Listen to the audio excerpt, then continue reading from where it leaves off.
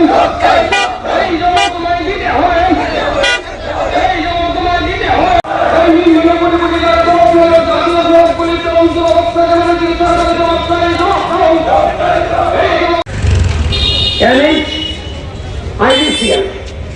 এই হচ্ছে তাদের অফিস।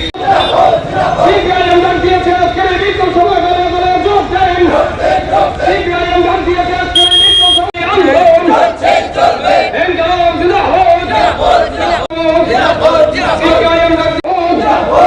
জাতীয় সড়কগুলি বেহাল করছেন দায়িত্ব অপদার্থ রাজ্য সরকারকে অবিলম্বে নিতে হবে, বন্ধ করতে হবে। জাতীয় সড়ক নির্মাণে সীমাহীন দুর্নীতি উদ্যোগে অবিলম্বে বিজেপি সরকারকে বন্ধ করতে হবে। এই যে সঠিকভাবে কাজ হচ্ছে না, আদা কাজ করে ফেলে রাখা হয়েছে,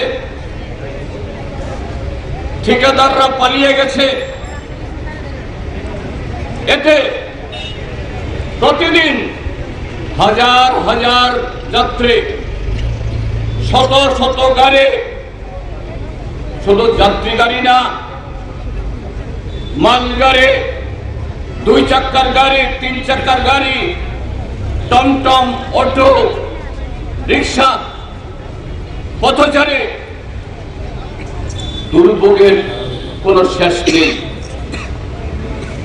এতে সময় নষ্ট হচ্ছে, অতিরিক্ত ভাড়া দিতে হচ্ছে, আর এই সমস্ত রাস্তাগুলো এসছে গ্রামের উপর দিয়ে।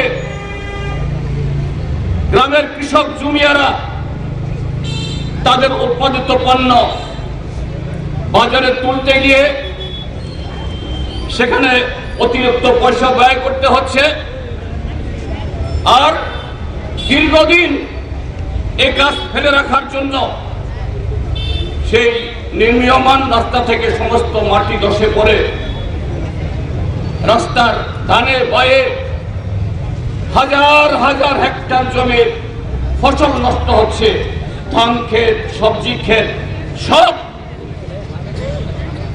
ত্রিপুরার যে অর্থনীতি, এমনিতে আমরা পিছিয়ে পড়া, এইভাবে ভারত সরকারের এই যে হাইওয়ে মন্ত্রক, ভারত সরকার, ত্রিপুরা সরকার এবং এই NSIDCL, তাদের যৌথ যে উদাসীন্য গাফিলতি, ত্রিপুরার যে 44 লক্ষ মানুষকে তারা যে তাচ্ছিল্য ঘরে রেখে, এরা মানুষ হিসাবে বিবেচনা করে না। এরা শুধু এই কাজগুলোকে দীর্ঘায়িত করে রেখে কিভাবে কাঠ পানি খাওয়া যায়, সোর্স পানি খাওয়া যায়, মানুষের দুর্ভোগকে এরা উপভোগ করতে পারে, আজকে সেই জায়গায় নিয়ে গেছে। আমরা ভারতের কমিউনিস্ট পার্টি মার্ক্সবাদী, আমরা চুপ বসে থাকতে পারি না।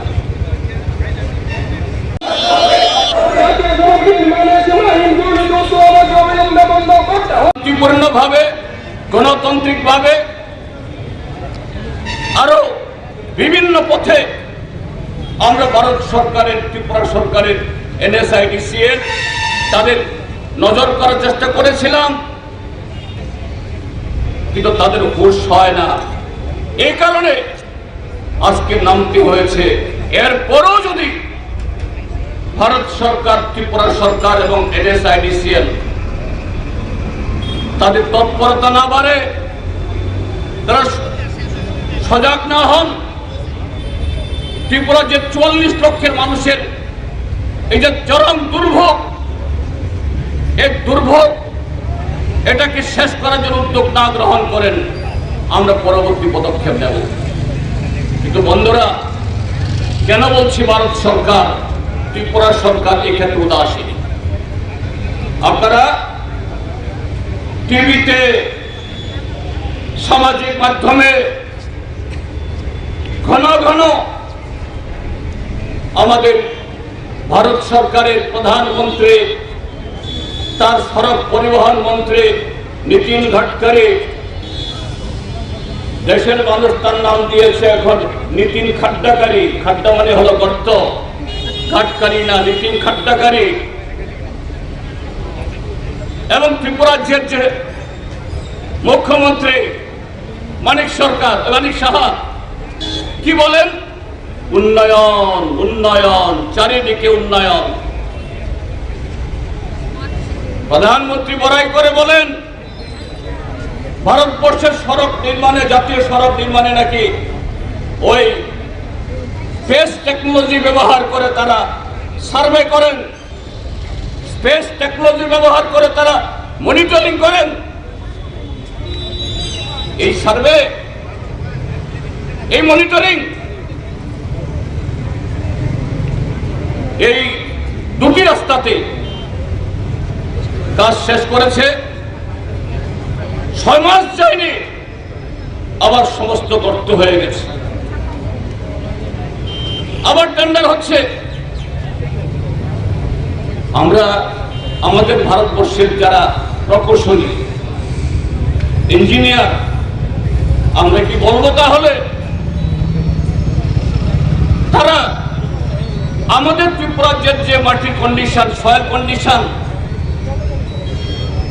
এটা যাচাই করে পরীক্ষা করে এই ত্রিপুরা রাজ্যের মধ্যে রাস্তা করতে গেলে পরে, ভারী ট্রাক বা গাড়ি চলতে গেলে পরে যে গুণমানের রাস্তা তৈরি করতে হবে, আমাদের দেশের ইঞ্জিনিয়াররা সেরকম রাস্তা করতে অক্ষম? নিশ্চয়ই না। আমাদের ভারতীয় প্রকৌশলী এরা শুধু ভারতে কাজ করে না,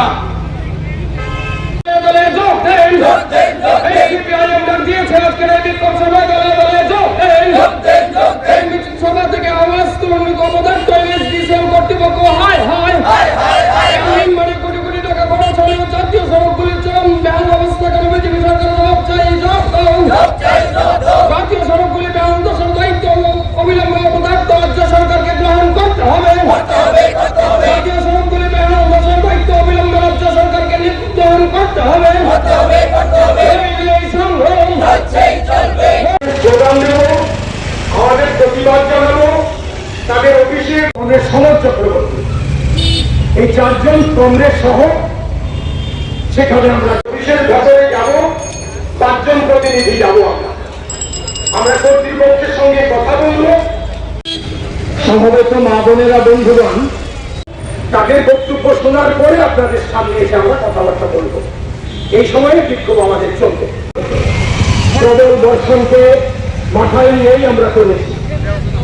জাতীয় সড়ক দেখভালের দায়িত্বে আমাদের রাজ্যে সবগুলো জাতীয় সড়কের পাশে রাস্তা অবরোধ না করে, শহরে না, ধর্মনগর থেকে মোহনপুর, এই ধর্মনগর থেকে ক্ষয় হয়ে আগরতলা যে রাস্তা এসেছে, এই রাস্তার উপরে যতগুলো মহকুমা পড়েছে, এদিকে ধর্মনগর থেকে জিরানিয়া, চম্পকনগর, ধর্মনগর থেকে আগরতলা অব্দি যে সড়ক এসছে, জাতীয় সড়ক, এই সমস্ত মহকুমাতে আমাদের পার্টির তরফ থেকে এইভাবে আজকে বিক্ষোভ কর্মসূচি সংগঠিত করা হয়েছে। আমাদের দেশের নিকম্মা সরকার এ রাজ্যে তাদের যে সরকার রয়েছে তাদের উদ্দেশ্যে আর এই জাতীয় সড়ক নির্মাণের মধ্য দিয়ে জনগণের পয়সা দোহন করার জন্য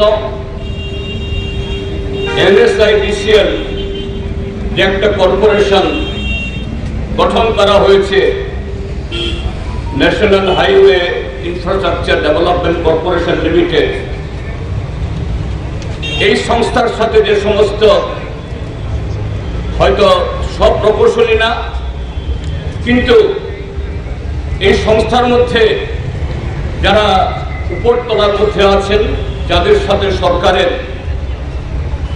সরকারের অর্থাৎ এই মন্ত্রক এবং এ রাজ্যেও শাসক দলের সাথে যাদের খুবই গোপন সম্পর্ক,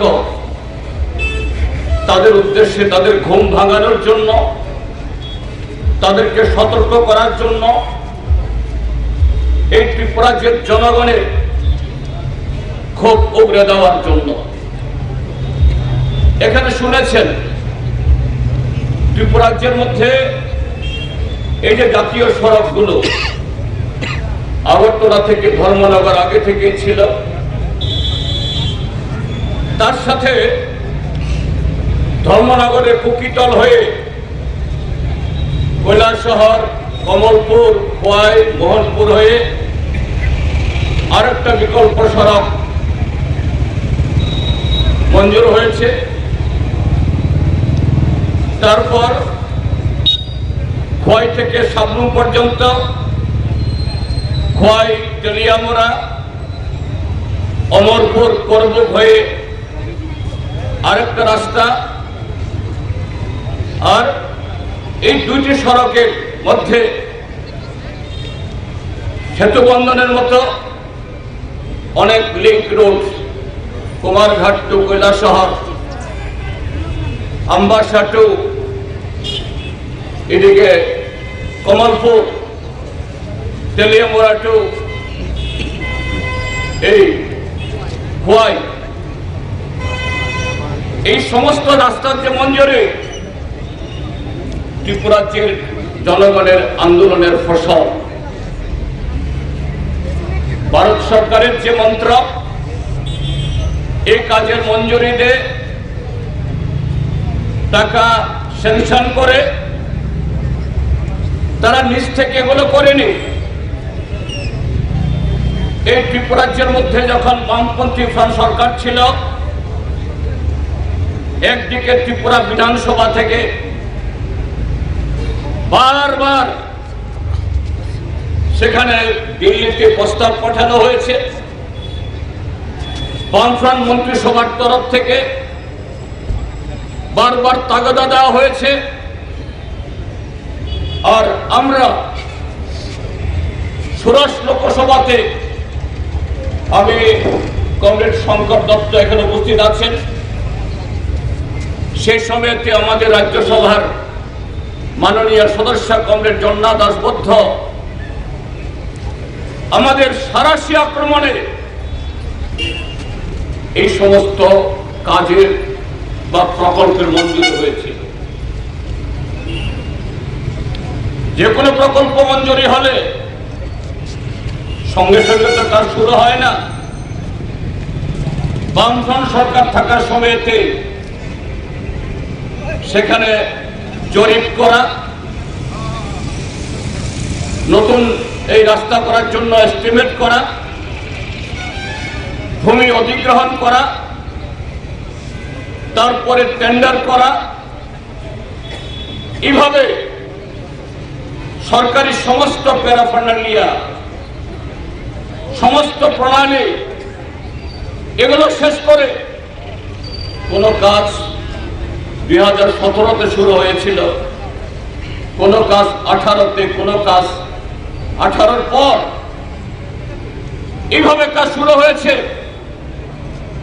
যদি এই টেন্ডার তার যে সময়ে কাজ শেষ করার যে টার্গেট, এই সময়ে যদি কাজ করা হতো, সেভাবে যদি কাজের গতি লাগানো হতো, এই কাজগুলো 2024-25 সালের মধ্যে শেষ হয়ে যেত। চম্পকনগর অব্দি ডাবল লেন বা 4 লেনের হোক, আগরতলা থেকে খোয়াই, কমলপুর, তেলিয়ামুড়া, এই কৈলাসহর হয়ে ধর্মনগরের ডাবল লেন হোক, সব কাজে তার সাথে তেলিয়ামুড়া হয়ে অমরপুর, কর্মক্ষে যেটা গেছে, কিন্তু আজকে সবগুলো কাজ মুখ থুবড়ে পড়ে আছে। আজ থেকে সপ্তাহখানেক আগে আমাদের ত্রিপুরা রাজ্যের মাননীয় মুখ্যমন্ত্রী ডাক্তার প্রফেসর মানিক সাহা তিনি গেছেন খোয়াইয়ের সাংবাদিকরা তাকে প্রশ্ন করেছেন, মাননীয় মুখ্যমন্ত্রী, আমাদের রাস্তা কবে ঠিক হবে? কবে আমরা গাড়ি ঘোড়া মোটরসাইকেল নিয়ে এই রাস্তার উপরে সেখানে নিরাপদে চলাফেরা করতে পারবো? মানিক সাহা উত্তর দিয়েছেন, ত্রিপুরার চেয়ে প্রচন্ড বৃষ্টি হয়, মাটি নরম, এই কারণে রাস্তা টিকে না। তিনি তো ডাক্তার, বিজ্ঞানের ছাত্র, এটা তো সাধারণ বিজ্ঞানের ছাত্র হওয়ার প্রয়োজন নেই। বলছেন অতি বৃষ্টির জন্য, মাটি নরমের জন্য রাস্তা টিকছে না। তাহলে স্পেস টেকনোলজি কি করলো আপনার প্রধানমন্ত্রী? তার দুদিন বাদে মাননীয় মুখ্যমন্ত্রীর সচিব এবং পূর্ত দপ্তরের সচিব কিরণ গিত্তে মহোদয় তিনিও প্রেস কনফারেন্স করেছেন। তিনি বলেছেন এই রাস্তা নির্মাণ এখানে গুণমান বজায় রাখা হয়নি।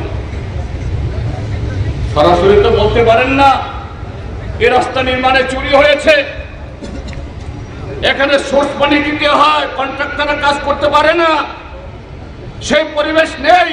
তিনি বলেছেন গুণমান বজায় রাখা হয়। মুখ্যমন্ত্রী এবং তার সচিবের মধ্যে, তাদের বক্তব্যের মধ্যে আকাশ পাতাল ফারাক।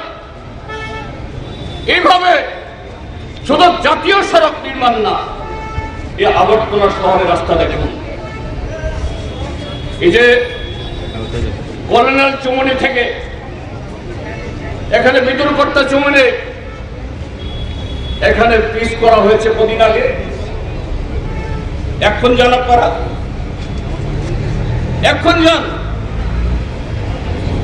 হরিগঙ্গা বসাক রোড, সেখানে কাজ এখনো শেষ হয়নি, মাত্র সেদিনে পিচ ডালা হয়েছে, এখনই উঠে যাচ্ছে। আপনারা এই যে আখাউড়া রোড, এখানে জ্যাকসন গেট থেকে ফায়ার সার্ভিস চৌমুনি, এই রাস্তা দেখুন, সেদিন মাত্র কাজ শুরু হয়েছিল, এখনই উঠে যাচ্ছে। কেন? কেন?